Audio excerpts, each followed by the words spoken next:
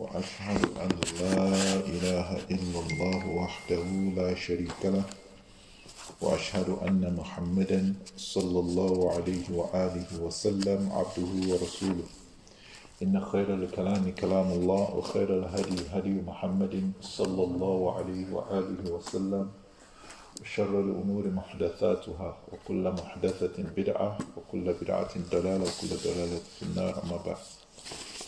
Once again, we thank Allah subhanahu wa ta'ala for giving us respite till today.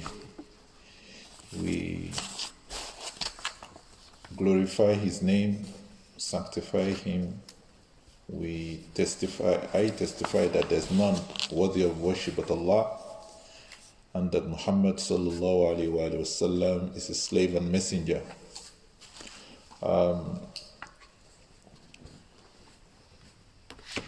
We had a visitor, one of the scholars of Islam, Sheikh Sulaiman Al-Ruhaili, visited UK and had a tour and talk at Birmingham and in London, and many of his talk was circled around the importance of understanding Islam, the importance of understanding Islam in the light of the understanding of the companions of the Rasul sallallahu alaihi wasallam. Understanding the deen in the light of the understanding of the companions of the Rasul sallallahu alaihi wasallam. Meaning, our understanding and practice of Islam should be in line with what the understanding of the companions are upon. And there are verses of the Quran that allude to this, and authentic ahadith of the Rasul sallallahu alaihi wasallam, many of which we have quoted in the introduction to this class. One I would also like to remind us is the statement of Allah subhanahu wa ta'ala that says, وَمَنْ يُشَاقِقِ الرَّسُولِ مِنْ بَعْدِ مَا تَبَيَّنَ لَهُ الْهُدَى وَيَتَّبِعْ غَيْرَ سَبِيلِ الْمُؤْمِنِينَ نُوَلِّهِ مَا تَوَلَّى وَنُصْلِهِ جَهَنَّمَ وَسَاءَتْ مَصِيرًا. Allah subhanahu wa ta'ala in this verse says, وَمَنْ يُشَاقِقِ الرَّسُولِ, whomsoever opposes the Rasul sallallahu alaihi wasallam. يُشَاقِقِ الرَّسُولِ opposes the Rasul or strives with the Rasul sallallahu alaihi wasallam. The Rasul sallallahu alaihi wasallam is saying it should be like this, you are saying it should be the other way. That is opposition. That is striving against the Sharia of the Rasul sallallahu alaihi wasallam. Now, how can someone who claim faith do yushakur Rasul sallallahu alaihi wasallam? How can you oppose the Rasul sallallahu alaihi wasallam while you testify that Muhammad Rasulullah sallallahu alaihi wasallam? One of the ways is to innovate into the deen.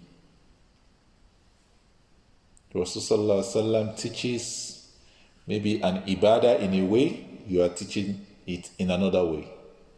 And there is no evidence that the Rasulullah sallallahu alaihi wasallam taught it in the way you have taught it.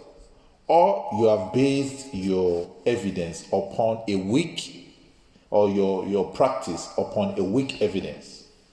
Weak evidence means maybe a hadith that is not authentic.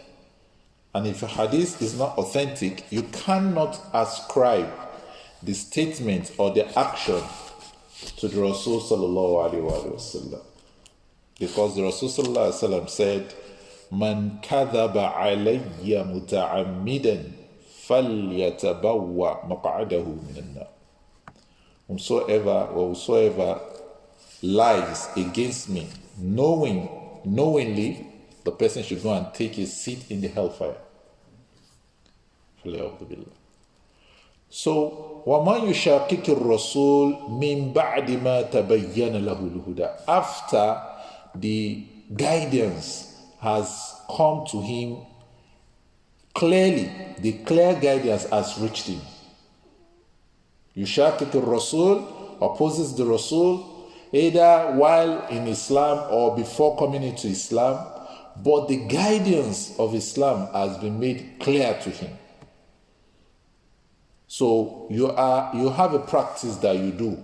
You have earlier based it on wrong hadith. Now you know that the hadith is wrong. What are you supposed to do? You are supposed to dump that practice. Because it happens. In fact, some of our scholars, and that is why it is very popular, especially from Imam Malik down to Imam Ahmed, that إذا صح الحديث فهو مذهبي, or statement like that. If a hadith is sahih and I have given fatwa that is against this hadith, and now a sahih hadith has come to place, then that sahih hadith is my madhab. My madhab does not mean, quote unquote, what we know madhab to be. Madhab means opinion. What you opine is your way, what you have seen as correct. That's madhab. So it's not madhab Malikiya, Hanafiya. No. It means whatever they see as correct, one after each other, because they change their opinions. Imam Malik, Imam Abu Hanifa, they change their opinions. Sometimes they had Sahih hadith, it has not reached them. They have used the hadith, or they have done qiyas. Now they have learned that this hadith is saying something else. So they change their opinion, because it's not their deen. They are not the one that fashioned the deen. Everybody is based on In fact, this also happened to some companions. They made mistakes because of interpretations.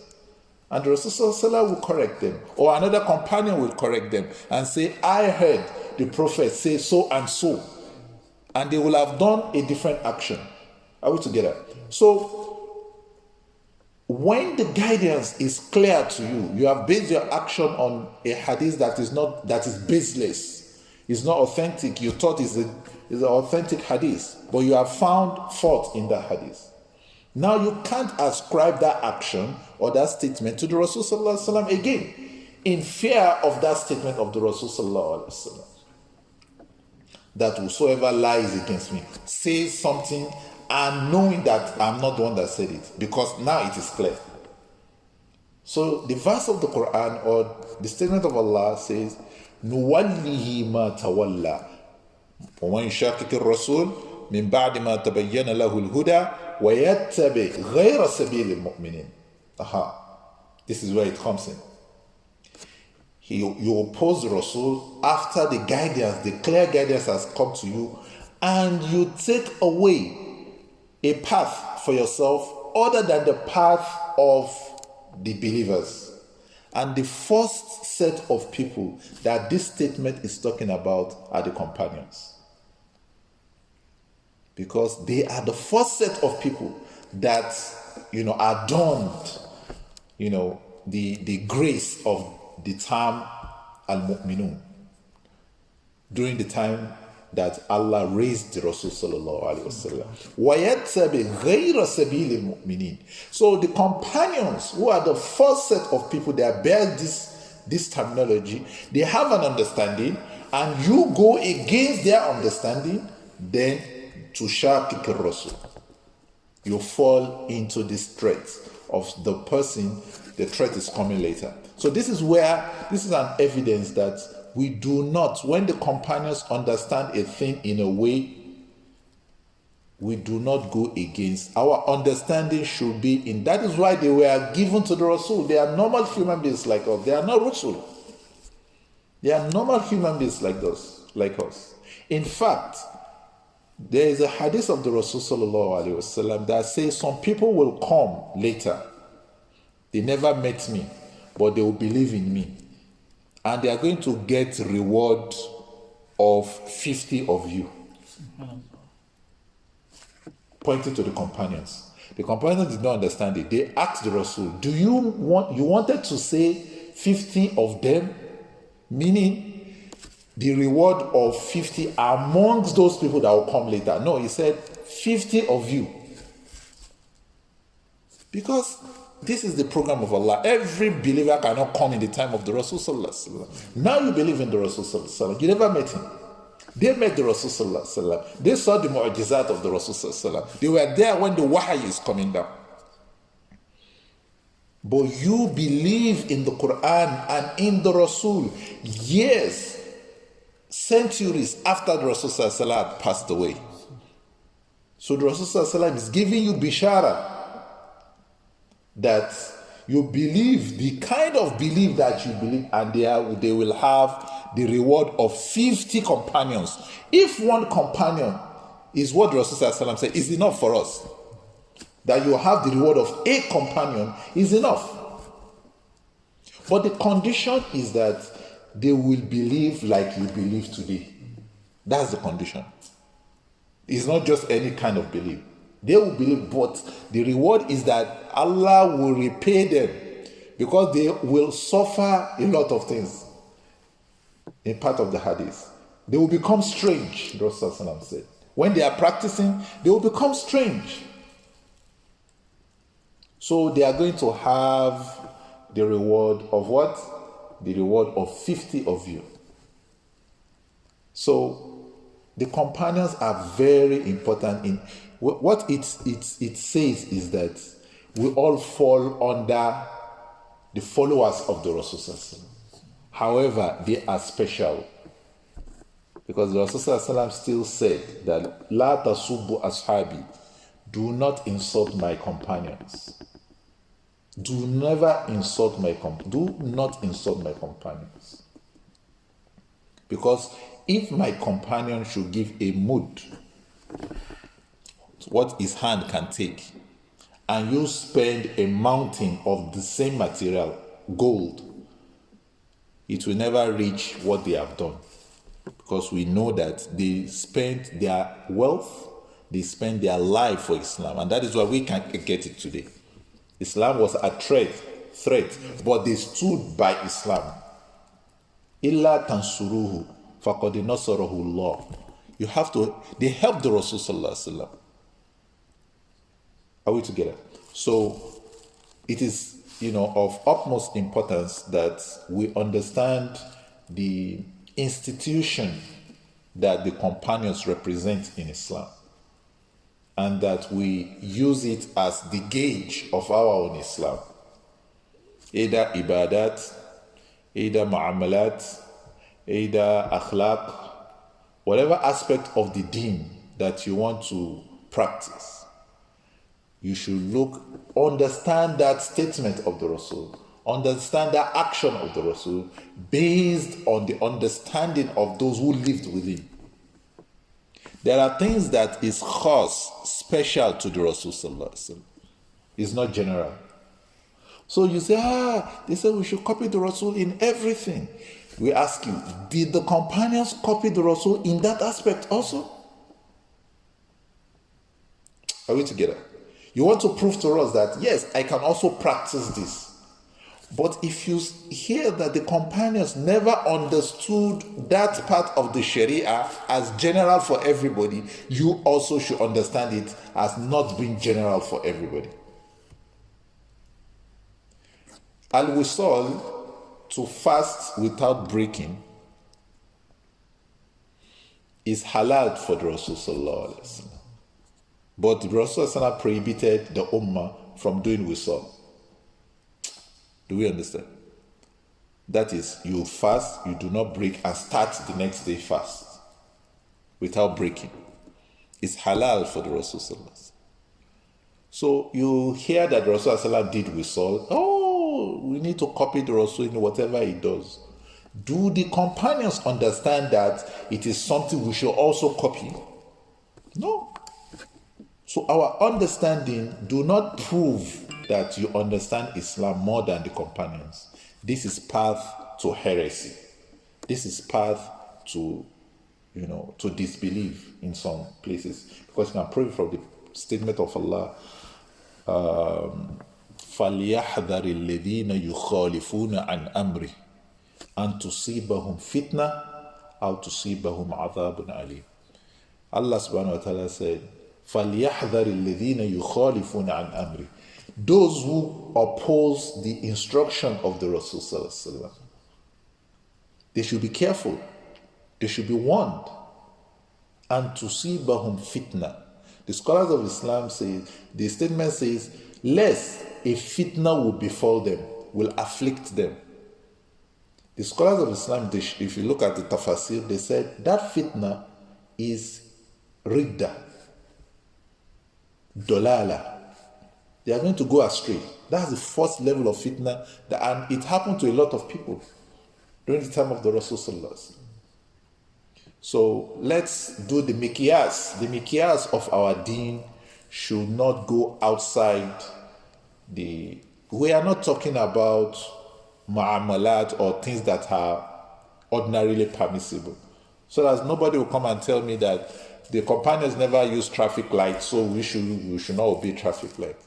No, this is not part of what we're talking about. Oh, the companions only rode camels and horses and donkeys, so we must also... You have said our deen should be... No, that's not what we're talking about. Because they also, as things were progressing, we saw that they were also introducing new things that are not ibadah. They are not part of the sharia, the asl of the sharia.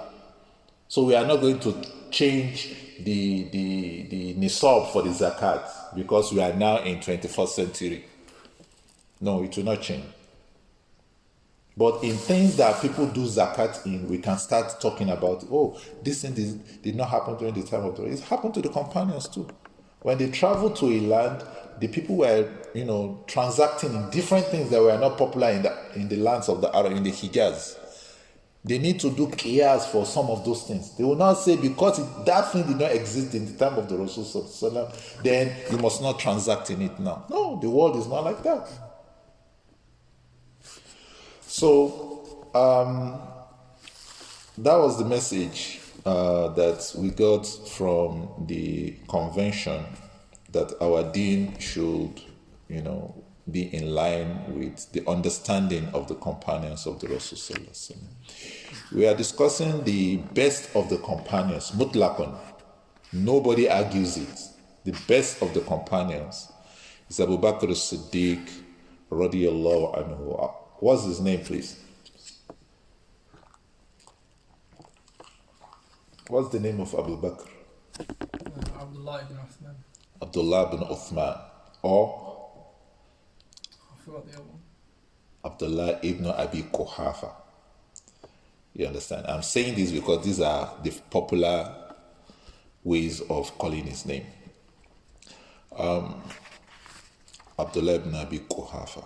Abu Quhafa is Uthman, the father of Abu Bakr. But the name of Abu Bakr is Abdullah. And the father's name is Abu Quhafa, Uthman, Abu Quhafa.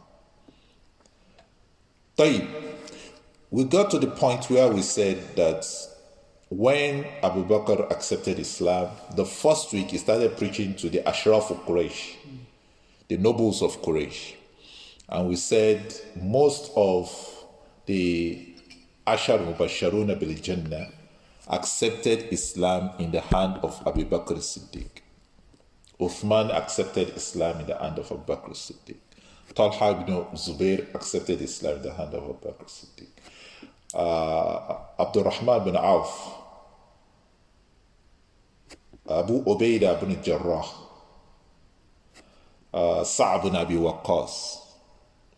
All these are parts, aside of the four Khulafa, then these five, and Uthman bin Affan.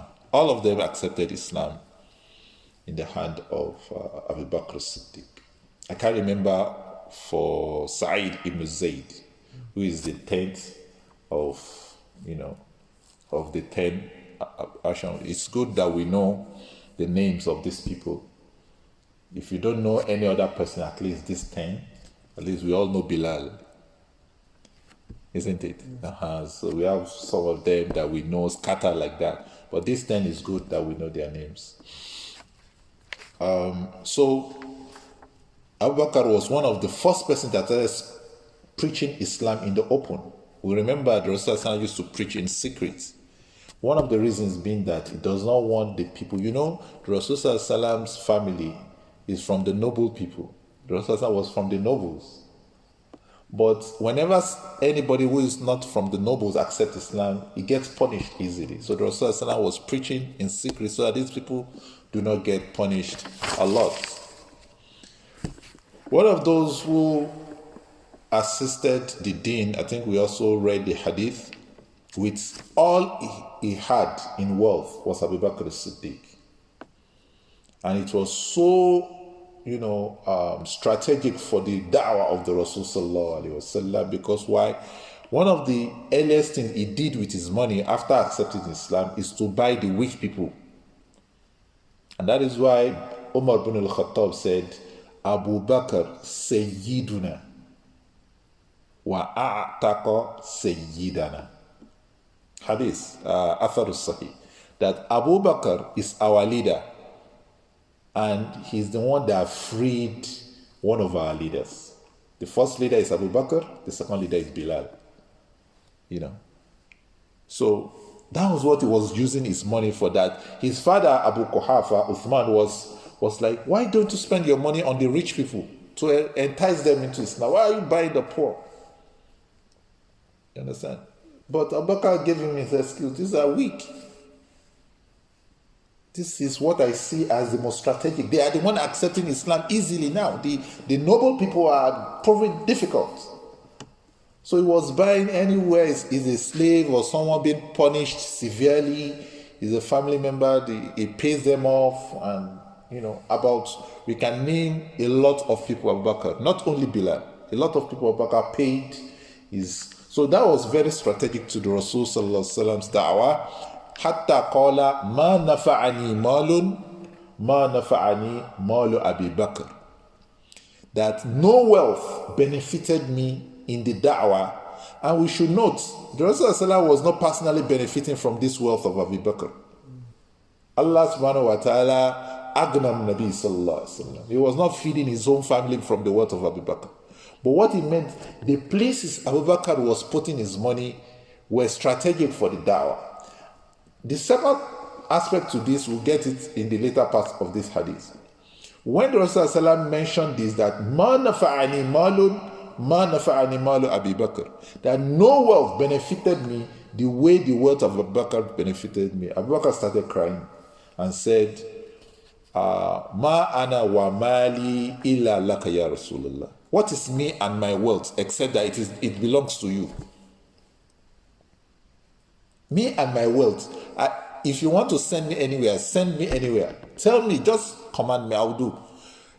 Then Rasul sallallahu alaihi wasallam said that wasani fi malihi. In a hadith, he said, Abu Bakr made me his equal in his wealth. Your wealth, you are the most that have right to it. Anybody that wants to use that wealth must take your permission.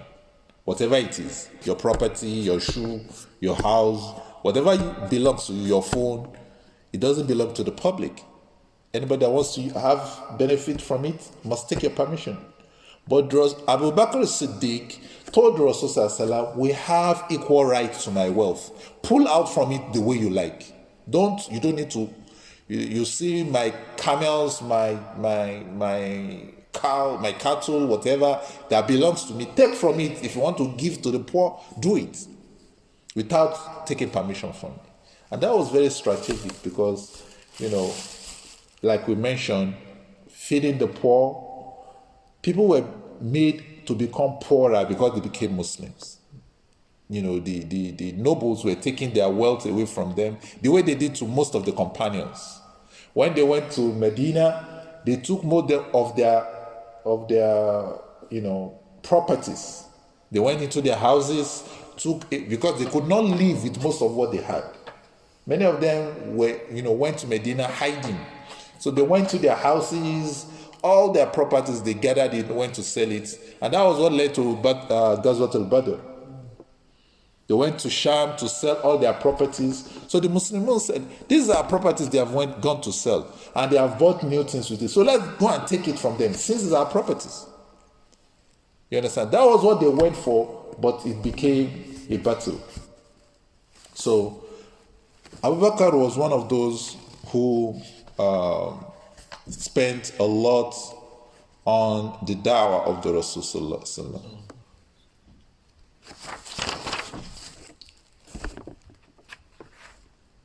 In spending in Islam, one of the companions, the second most noble companion of the Rasul Sallallahu Alaihi Wasallam, Umar bin al-Khattab, was always competing with Abu Bakr As-Siddeeq. He always competed with Abu Bakr As-Siddeeq. To the point, when it was Ghazwa to Tabuk, he came to the Rasul Sallallahu Alaihi Wasallam and placed half of his wealth in front of the Rasul Sallallahu Alaihi Wasallam. The Rasul Sallallahu Alaihi Wasallam asked him, "What have you left for your people?" He said, "I've left half of my property." Before he did that, he was saying that today I'm going to, beat Abu Bakr to it. In this sadaqah, I will lead Abu Bakr. Half of my wealth, he can't do that. But when Abu Bakr came with all his wealth. It looks like fairy tale, but just put yourself, all those things you've been struggling for, all those savings you've been having, all those things that you are in your control. Do we understand? You take everything and say, this goes to da'wah. This goes to one country where Muslims are suffering. It's not something easy.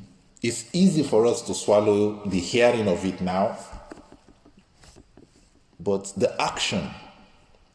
Sometimes you want to do sadaqah, you go to a mosque, you see option of £5, £10, £15, £20. Your mind says give 20. While you are pressing what you want, just reduce 5. Before you know, you reduce another 5. That's what shaitan. Ya'idukum al-faqr. You want to do £20, you want to do £50, shaitan comes to you. Ya'idukum al-faqr. £100. You have your wife, you have your children at home, you've not spent. Before you know, you start reducing. However, the Rasul Sallallahu Alaihi Wasallam said, "Ma naqasa malun min as-sadaqah." How come I call Rasul Sallallahu Alaihi Wasallam? That your wealth does not decrease from you giving sadaqah. No wealth gets decreased from giving sadaqah. You think you are giving, Allah will repay you. Don't worry. It's not easy. The shaitan will come. You flash poverty on your face. You start getting scared. You start either not giving, or you start giving little that is too little to your. So people can give the same figure, but it's huge for them. But if Allah has blessed you, give a lot, because Allah will repay you. Your wealth will not reduce because you give sadaqah. It won't reduce because you give sadaqah. So that was one of the things that differentiated Abu Bakr As-Siddeeq from others. He never feared, like his friend Rasul Sallallahu Alaihi Wasallam. The Arab, the village Arab will go and call themselves. This one calling himself prophet does not fear poverty. Come to his religion. Everybody come to his religion. Because Rasul Sallallahu Alaihi Wasallam will give everything that belongs to himself, he will give it out. That belongs to the Baitul Mal, he will share it among those that they are thinking of coming to Islam, but they are thinking poverty is also. Give them. They come to Islam. This one calling himself prophet, come to his religion. He doesn't fear poverty. So Abu Bakr will always lead. So Abu Bakr came with all his wealth. When Umar saw that, he just gave up. I can't beat. And the other one that broke, the last straw that broke his back was, there used to be an old woman in Medina, and Umar made a decision that, and these are some of the things we can do. You don't have to spend money sometimes. You see someone who needs aid, you have the strength. Do you understand? Here, maybe in developed world, there are little things you can do. But if you think about it, there are ways you can help people who can't help themselves. Do we understand? Out of old age, out of illness, So Abu Bakr will go and aid this woman. Fetch firewood, fetch water, any need that she had. Abu Bakr will. But Umar never knew that Abu Bakr was doing that. He made a decision, this old woman, I need to, get some rewards from Allah by helping her. When she gets there, she finds out that all the need of the woman had been met. And this was when Abu Bakr was Khalifa. Wa alaikum assalam wa rahmatullahi wa barakatuh. So he was surprised. He asked the woman, because the woman was blind, couldn't see Abu Bakr, that a man used to come to me every day and aid me do this. Umar said, okay, I will know. So then for a few days he will stay close to the house of the woman to know. At the end of the day, he knew it was Abu Bakr. He said, no, that Abu Bakr is the one before me. So Abu Bakr was one of those who spent most of his wealth, and these are one of the distinguishing qualities that he had on the Ummah, and the Rasul sallallahu alaihi wasallam testified to this quality of Abu Bakr when he said, "Ma nafa'ani malun, ma nafa'ani malu Abi Bakr, radiyallahu ta'ala anhu."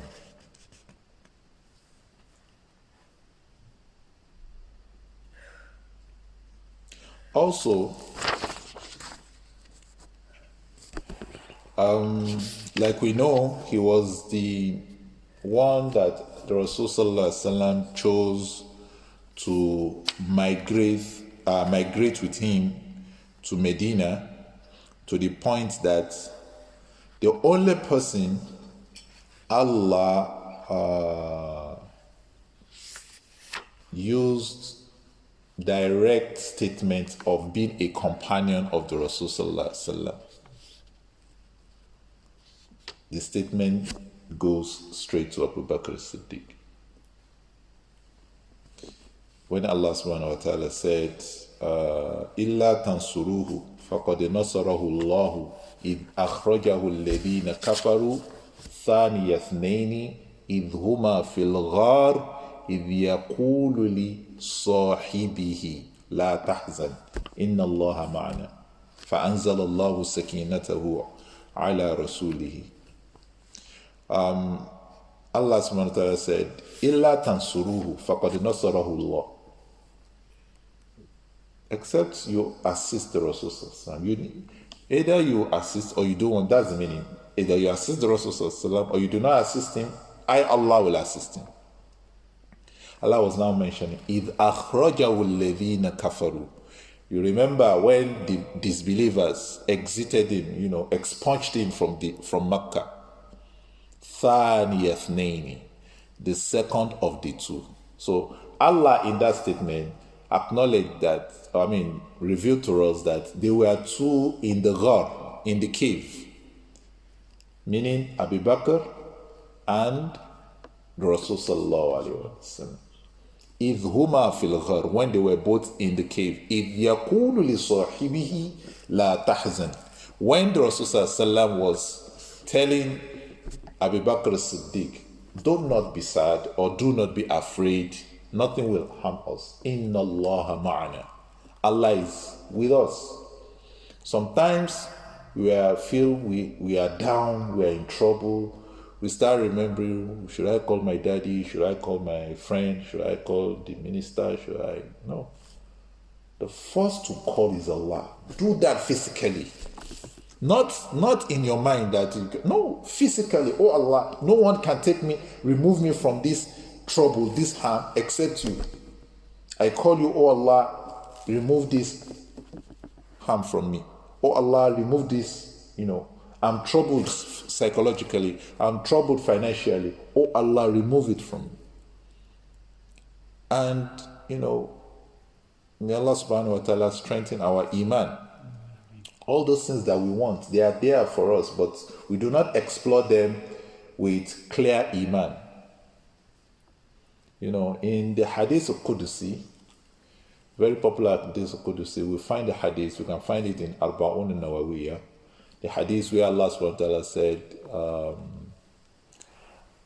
Ya ibadi, inni haramtu dhulma alaykum. Inni haramtu dhulma ala nafsi. وَجَعَلْتُهُ بَيْنَكُمْ مُحَرَّمًا فَلَا تَظَلَمُوا. That, Ya Bani Adam, O children of Adam, I have made dhulm, that is injustice, I have made it haram for myself. Meaning Allah will never be unjust to anybody. وَجَعَلْتُهُ بَيْنَكُمْ مُحَرَّمًا فَلَا تَظَلَمُوا.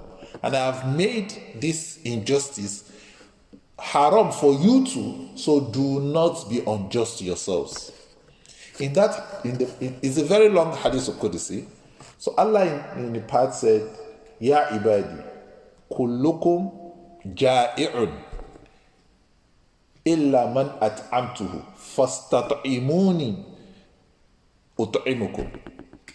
There's a part I've left, but some of the things we do not pray for. Sometimes I need to work hard to feed myself and my family. We know. But you need to call on Allah subhanahu wa ta'ala, because it's not everybody that works hard gets what he wants. It's not everybody that works hard that gets. Allah gives it to anyone. Some people do not work hard, they inherit great wealth. So Allah in that hadith of Qudsi said, Kullukum ja'i'un illa man at'amtuhu. Everyone is hungry, needs to be fed, except the one that gets fed is the one I decide to feed. Fastat'imuni ut'imukum. Call on me to feed you, I will feed you. Ya ibadi kullukum arun illa man kasawtuhu. Fastaqsuni uksukum or aksukum. All of you do not have anything to clothe yourself. So call on me for whatever clothing that you want. Aksukum. When you are in the state of, having, do not think it is automatic. The reason Allah places poor people around us to see is to know that it is not automatic. When you wake up in the morning, yawn, do your adhkar, stand up, go to your whatever you do on that day. Some people can't stand up from their bed. Not that they like it like that, but Allah has made them examples for us that it's not automatic that you even wake up. It's a decision from Allah that you wake up that day. It's a decision of Allah that you can stand. Some people could stand, but wake up one day, they are paralyzed. They couldn't move their limbs. They can't move their limbs. So these are examples for us to know that. So Abu Bakr was that companion Allah referred to. ثاني اثنين إذ هما في الغار إذ يقول لصاحبه لا تحزن إن الله معنا.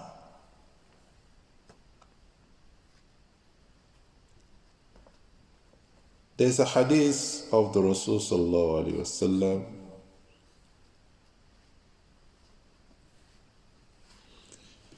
ثبت في الصحيح عن النبي صلى الله عليه وسلم أنه قال يأتي زمان يغزو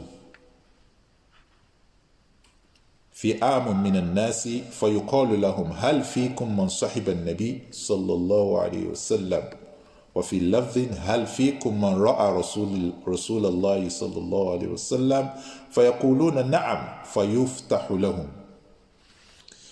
There will come a time some people will traverse the earth carrying da'wah to different places. They will conquer lands.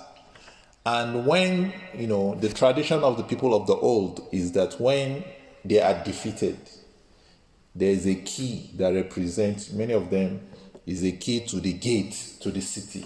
Many people have, fortresses built around their cities against enemy attack.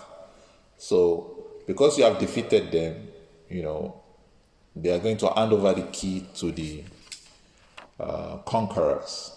So when they want to handle keys, like it took place in Palestine, they wanted to handle the key to the companions, and they were asking, is there anyone amongst you who saw the Rasul?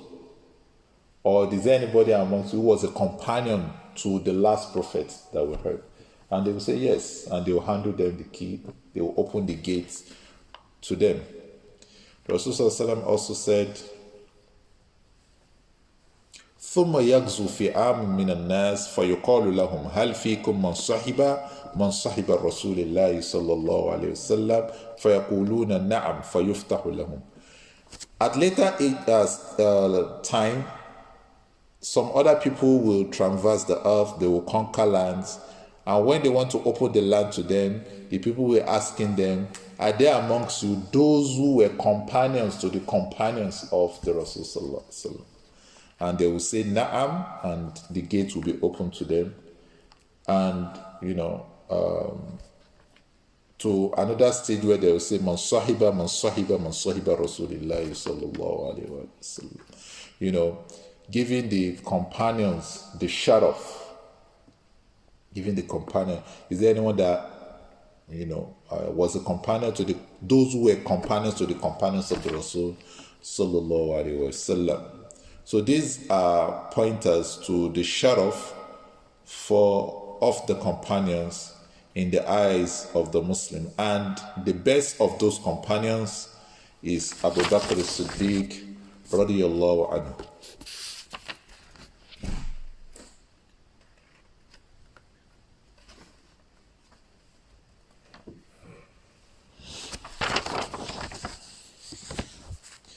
So we said he was his companion in the cave, he was his companion during the Hijrah. And when you say companion and you didn't mention the first person it means is Abu Bakr As-Siddeeq.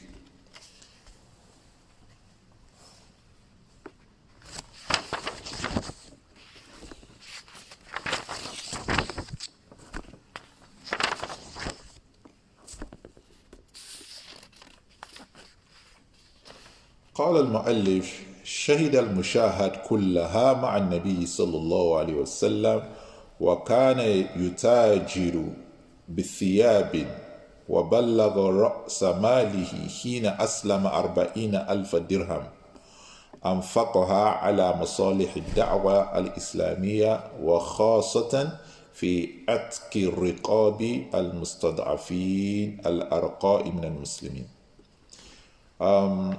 The author of the piece I'm using says that Abu Bakr As-Siddeeq witnessed every battle the Rasul went to. He witnessed everything.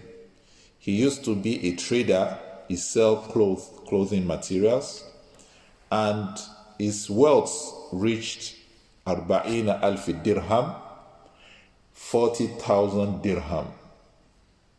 40,000 dirham.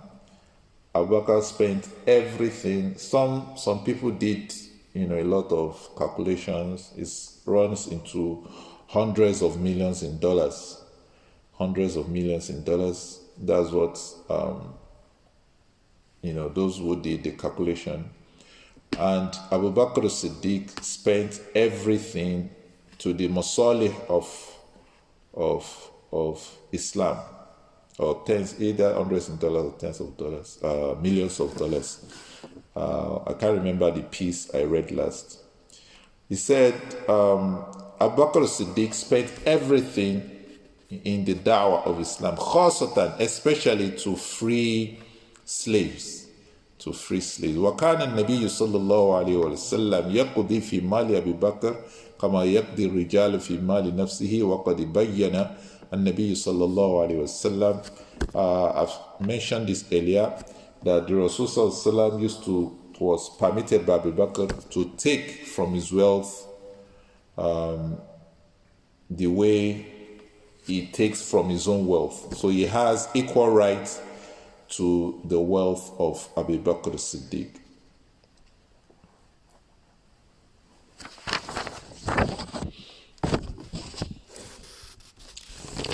What are some of the other descriptions of Abu Bakr As-Siddeeq? صفته وصفته ابنته وصفته ابنته رضي الله عنه فقالت كان رجلا أبيض نحيفا خفيف العرضين أخنا قليل اللحم الوجه غائر العينين نانئ الجبهة عاري الأشاجر. The look, Aisha radiallahu anha was describing the look of Abu Bakr As-Siddeeq. He said Abu Bakr As-Siddeeq kana rajulan abiyad, was a very light-skinned person, nahifan, skinny, was not a fat person, was not having much flesh on him. Khafiful aridaini, it means al-aridu safatul khad, that is the two sides of his head. It does not have bulgy cheek, khafif, thin, straightforward face. She also said that Abu Bakr As-Siddeeq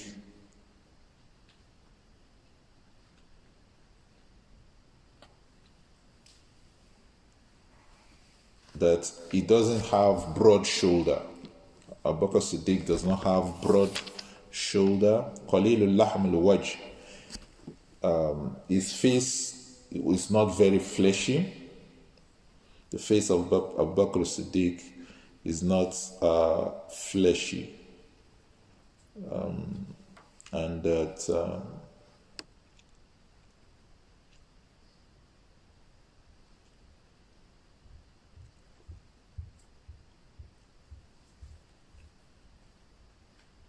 a general description, she described his forehead, that is not a broad forehead. Some people, their forehead, based on the flesh on their face, they have a very broad forehead. The forehead of Abu Bakr was not a broad forehead, and that he was a very generous person. He was a very generous person. Also, the khuluq of Abu Bakr was described. Kana radiyallahu anhu awaha shadidul haya kathirul wara haziman ma'a rahma yahfadhu sharafuhu wa karamatuhu wa kana ghaniyan yujahihi wa akhlaquhu bijaihi wa akhlaqihi afwan walam yu'athir anhu ibadat al-asnam wa athar anhu al-akhlaq at-tayyiba. Abu Bakr, like we said, never worshipped idols. Even during Jahiliyyah, Abu Bakr As-Siddeeq never worshipped idols. Abu Bakr As-Siddeeq was a very shy person. He was a very pious person, and he was a very, what word should I use?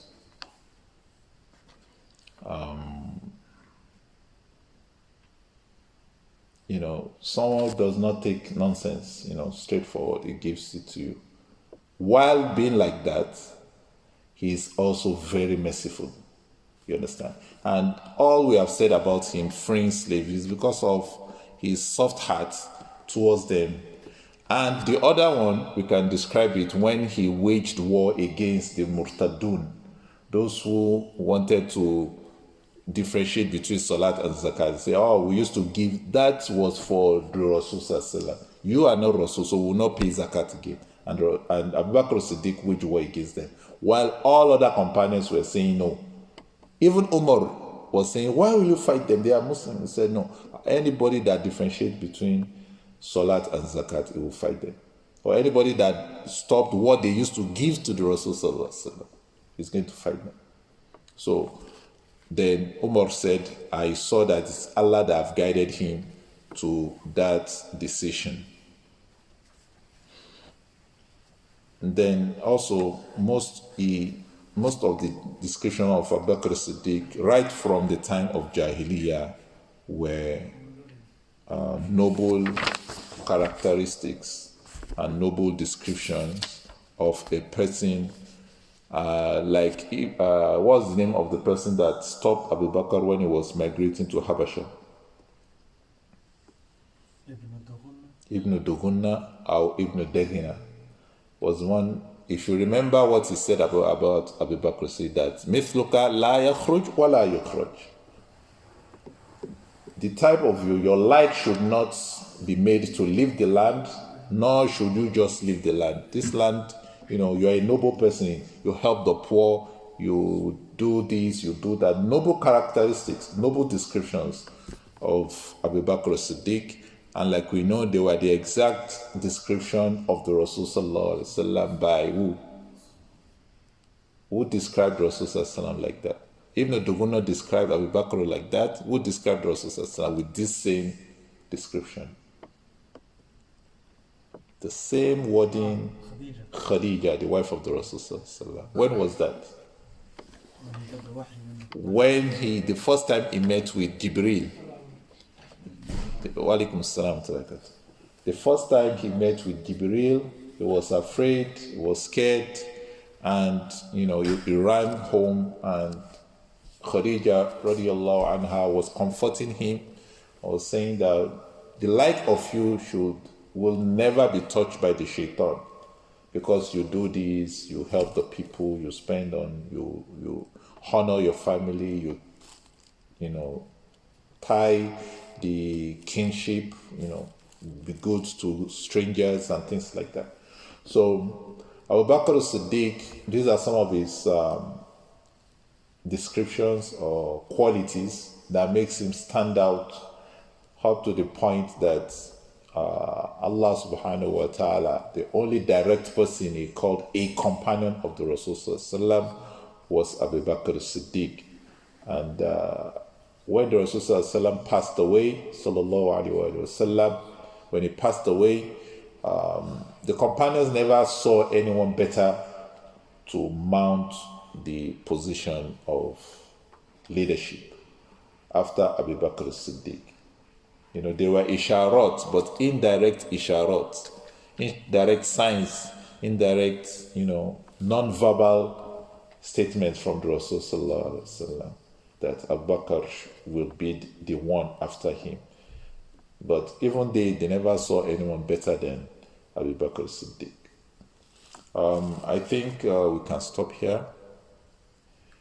Inshallah, if there are questions, if there are none, we I had can. a question before. The hadith you said if we spend 50 of if you spend Mount Uhud and the companions spend a handful, you won't equal them. But you get, if a person has high iman, then you have the same reward or more, better than. How would you reconcile those? The hadith of the mud and the hadith of 50 of the companions. Yeah, the hadith of the 50 of the companions is describing, if you look at it, those who are the best of those who came after the Rasul. But it does not mean they can ever be better than the companions. Do you understand? Because they are the awwalun.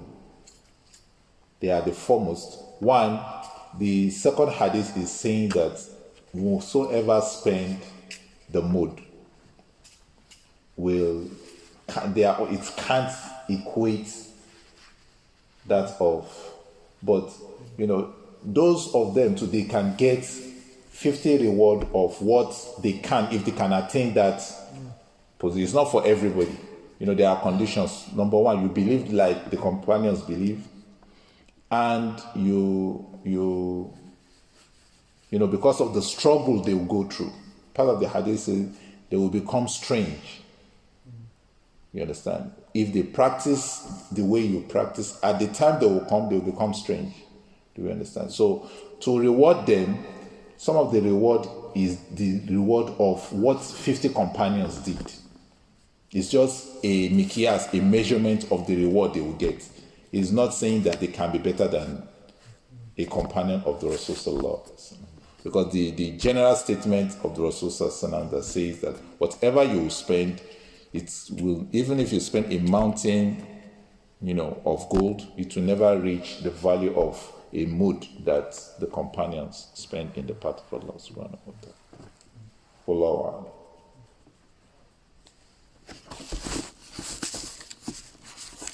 سبحانك اللهم وبحمدك. السلام عليكم ورحمة الله.